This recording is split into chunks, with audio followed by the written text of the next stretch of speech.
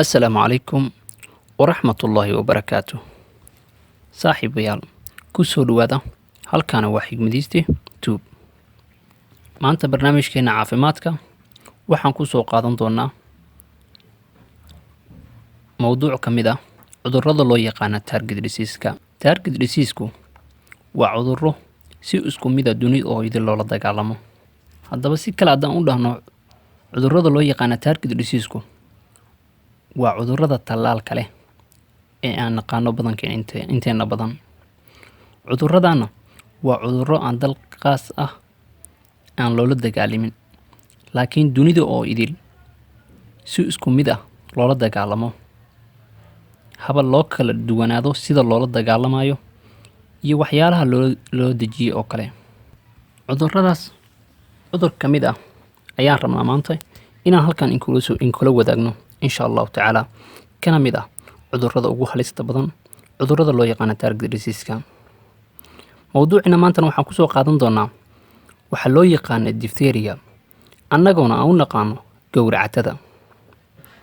haddaba mowduucina waxaan ku soo qaadan doonaa amba uga hadli doonaa qodobo ku saabsan gowracatada. waxaan ka hadli doonaa waa maxay gowracatadu, sidee ayay ku faaftaa gowracatadu, waa maxay calaamadaha aan ku garan karno gowracatada, waa maxay dhibaatooyinka ay noo keeni karto gowracatadu, sidee ayaanu ku daweyn karnaa iyo sidee ayaan uga hortegi karnaa gowracatada. ugu horreyn haddii aan ku bilowno, gowracatadu waa cudur caabuq ah oo ku dhaca cunaha iyo maqaarka, marmarka qaarna saameeyo qumanka. waxayna ka mid tahay gowracatadu cudurrada si fudud laisku qaadsiiyo. gowracatada waxaa sababo bakteeriya loo yaqaano Corynebacteria diphtheria.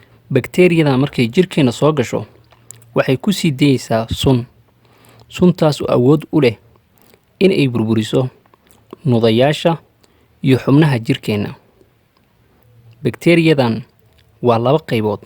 qayb ka mid a waxay saamaysaa cunaha iyo qumanka, qayb kalena waxay saamaysaa maqaarka. waxayna u badan tahay qaybtan maqaarka samayso wadamada kulaylaha ah, waxayna ku sababtaa maqaarka dildilaac. haddaba diphteriyada amba gowracatadu waxay ku dhici kartaa da' kasta uu leeyahay bini'aadanka, ilmo, caruur, dhalinyaro, waayeel, duqooshin, oo ma lahan da' qaas u ah diphteriyada. waxayna saamayn kartaa da' kastoo aan leenahay. hase ahaatee waxay aad ugu badan tahay ilmaha yaryar oo aan tallaalayn. haddaba diphteriyadu xilliyada ay ku badan tahay waa xilliyada loo yaqaano cold month oo ah bilaha qaboobaha ah. haddaba qodobkeena labaad waxaan ku soo qaadan doonaa sida ay u faafto amba ay ku gudubto diphteriyadu amba gowracatada. gowracatadu waxay ku faaftaa dadka dhexdooda ayay ku faaftaa, oo ma ahan cudur meelo kale amba xayawaanada qaar ay nooga soo gudbo, laakiin waa mid annaga dhexdeena ku faafo amba iskaga ka gudbo. si uu iskaga gudbo ama ugu dhex faafo dhexdiisa, waxayna dadka dhexdiisa iskaga gudubtaa laba qaab oo fudud midkood. qaabka koobaad waa waxa loo yaqaano close physical contact, oo ah si daaragti ah inay qofkii cudurka qabay iyo qofkii kale ay wax isku weydaarsadaan, kadibna ay dhacaamadooda isku gaaraan, sidaasna cudurka iskaga gudbo. midda kale oo ugu badan oo iskaga gudbi karto dadka dhexdooda waxaa loo yaqaanaa respiratory contact. respiratory contactigu waa inay labada qof hawo mareenadoodu ay isgaaraan, sida qofkii jiranaa, tusaale ahaan inuu hindhiso amba qufaco qofkii qabay cudurka, kadibna waxyaabaha firdhaadka ee soo raacaya hawada waxaa ku jirto bakteeriyadii nagu sababaysa gowracatada. sidaas ayaynu wuxuu u gudbi kartaa qofkii kale, wuxuu qaadanayaa hawo ahaan amba afkiisoo furan ayay ka geli kartaa amba uu qaadan karaa. qodobkeena saddexaad aan uga hadli doono mowduuceena maanta waa sidee ayaan ku garan karnaa gowracatada amba waa maxay calaamadaha aan ku arki karno gowracatada. haddaba waxaan u kala qaadi doonaa laba qaybood.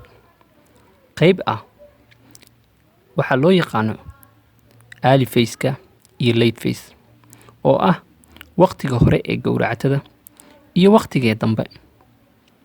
macnaheeduna waa xilliga hore calaamadaha aan ku arki karno ee ay cusub tahay gowracatadu iyo xilli dambe ama markay qofka oo cudurku ku faafo oo xilliga hore ay cusub tahay difteeriyadu amba gowracatadu waxaan ku arki karnaa qofkii oo cunihii xanuunaan, qofka oo cuntadii ka xiranto, xumad amba qandho meel dheer ah amba qandho diiran. calaamadahaas ayaa ugu muhiimsan xilliga ay tahay waqtiga hore. 2 maalin ilaa 3 maalin gudahood qofku wuxuu kaloo la imaan karaa xuubka ku dahaaran cunaha iyo qumanka inay noqdaan mid boroborow ah. waxaana kaloo qofku la imaan karaa muddo kooban gudaheed inuu lagu arko cunihii ama qumankii oo la imaado dhiigbax. sidaas daraaddeed mar haddii la imaato cunihii ama haddii uu la imaado qofku dhiigbax cunaha iyo qumanka, wuxuu qofku u geli doonaa 2 midkood. inuu qofkii sameeyo waxa loo yaqaan recovery, uu qofkii ka bogsado cudurkii, iyo inuu aad ugu sii darnaado cudurkii oo u dhinto 6 ilaa 10 maalmood gudahood. haddii uu noqdo cudurku mid aad ugu xun qofka amba soo ritay, waxyaalaha kaloo lagu arki karo waxaa ka mid ah in dhuuntii ay bararto.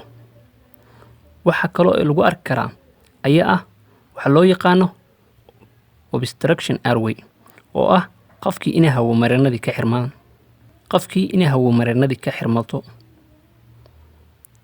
haddaba qodobkeena afraad ee maanta waa maxay dhibaatooyinka ay noo keeni karto gowracatadu haddii ay nagu dhacdo.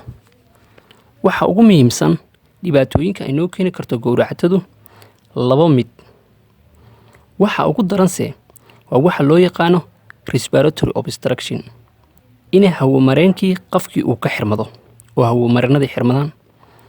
waxyaabo badan ayaana keeni karo inay hawo mareenadii ka xirmadaan qofka, sida maadaama uu meeshii caabuq ka dhalanayo cunihii iyo qumankii waxay samayn karaan caabuqaas wuxuu samayn karaa barar kaasoo sababayo inuu meeshii hawo mareenadii uu cariiri geliyo amba xiro. sidoo kale bararka ku imaaday dhuunta iyo murqahooda waxay cadaadis saari karaan hawo mareenadii. qofku haddii hawo mareenku ka xirmadana sidaas ayuu muddo kooban amba saacado ama maalmo gudahood ugu dhiman karaa. waxa kale oo ay noo keeni karto gowracatadu amba qodob kale oo dhibaatada kale oo ay noo keeni karto gowracatadu waa inuu caabuq ku dhaco murqaha iyo valveska uu leeyahay wadnuhu, taas oo ka imaatay wadnaha oo shaqadiisa gabay. qodobkeena 5 ee mawduuceena maanta waa sidee aan ku daweyn karno amba waa maxay sida aan u daweyn karno gowracatadu haddii ay nagu dhacdo. si aan u daweyno ilmaha yaryar amba dadka weyn oo ku dhacday gowracatadu waxaan u baahannahay 3 qodob midkood. qodobka koowaad, qofka ay ku dhacday gowracatadu waxaan siinaynaa waxa loo yaqaano diphtheria antitoxoid. diphtheria antitoxoid waa daawo lagu talagalay oo cagsi ku ah ama ka soo horjeesto suntii ay deynaysay bakteeriyada, taas oo awood u leh inay la dagaalanto suntii ay jirka ku deynaysay bakteeriyadu. qodobka kale oo muhiimka ah ayaa ah inaan isticmaalno antibiotic. antibioticna waxay naga caawinayaan inay burburiyaan amba ay dilaan bakteeriyadii wax nagu sababaysay. qodobka kale oo saddexaad aan u baahannahay si aan u daweyno difteeriyada waa waxa loo yaqaan isolation, in lagu sameeyo qofkii oo la karantiilo. haddaba sidee ayaan u karantiilaynaa qofka dhibaato inaan loo geysta ma ahan ee waxaa loo karantiilayaa in qofkii laga dhigo gooni meel gaara la dejiyo, wacyigelin la sameeyo, caafimaadkiisa lagu dadaalo. waxaana qodobkan uu muhiim u yahay inuu cudurkii uusan ku faafin bulshada dhexdeed, maadaama uu ka mid yahay cudurrada sida fudud ugu faafo dhexdeenna. qodobkaana ma ahan dawo, laakiin wuxuu naga caawin doonaa haddii aan isticmaalno inaan bulshadeenna amba ilmaheenna amba dadkeennaba aan ka badbaadino cudurku inuu ku dhex faafo. sidaasna waxaa nagu yaraanaya waxyaabo badan sida qarash, faafidda cudurka, dhimashada loo dhimanayo ay bulshada u dhimanaysa. waxyaabo badan ayuu naga anfacayaa. haddaba waa sidii aan ku xaqiijin karno inuu yahay waxaan hayo gowracato iyo wax kale. si aan u xaqiijino waxaan inay tahay gowracato iyo wax kale, waxaan u baahannahay inaan la isticmaalo waxa loo yaqaano thyroid culture, oo macnaheedu tahay in dhacaan laga soo qaado cunihii kadibna dhacaankaas la beero.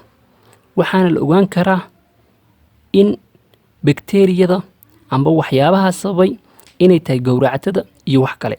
hase ahaatee wuxuu qaataa kaljarku muddo dheer, 3 maalin iyo wixii la mid ah. sidaas daraaddeed ma sugayno intuu kaljarka uu ka soo baxayo. waxaa nagu waajibaatay qof kasta oo looga shakiyo gowracatada in loo soo bilaabo dawooyinkii aan kor ku sii xusnay sida antibiyootiga oo kale. haddii intaan kaljarka sugayno ay dhacdo amba aan isdhaano kaljarka ka suga, waxaa laga yaabaa inuu qofkii dhibaato nooga geysato, maadaama muddo kooban gudaheed ay dadku nooga dili karto. kadibna markuu kaljarka kuu soo baxo aan ogaano dawadeeda, waan sii wadi karnaa. haddii ay wax kala tahayna waan iska joojin doonaa dawada, oo cudurro kale ayaan sii baari doonaa amba cudurrada kale oo aan ku sii shakisanahay. haddaba ugu dambeyn waa sida aan uga hortegi karno gowracatada. si aan uga hortagno gowracatada waxaan u baahannahay 2 qodob oo muhiim ah. qodobka koobaad oo ugu muhiimsan waa in kor loo qaado tallaalka ay leeyihiin bulshada meeshaas ku nool. tallaalka bulshada meeshaas ku nool inaan la kordhiyo waxay faa'iido noogu tahay in hadduu mid naga mid oo ku dhaco cudurka aysan si fudud ugu faafin bulshada dhexdooda, maadaama ay dadkeenu ka qabaan tallaal oo ay iska difaaci karaan cudurka. qodobka labaad ee muhiimka ah ayaa ah inaan isticmaalno waxa loo yaqaano diphtheria vaccine, oo ah tallaal loogu talagalay gowracatada. tallaalkan ma ahan keligiis ee waxaa loo yaqaano wuxuu ku imaadaa combination amba tallaalo kale ayuu ku jiraa oo isku darsan oo la isla isticmaalo. mowduuc kale ayaan uga hadli doonaa tallaalka iyo qaybihiisa kale insha allahu tacaala. haddana maantana wuxuu ku egyahay casharkeennu intaas. waad ku mahadsantihiin la socoshadiina.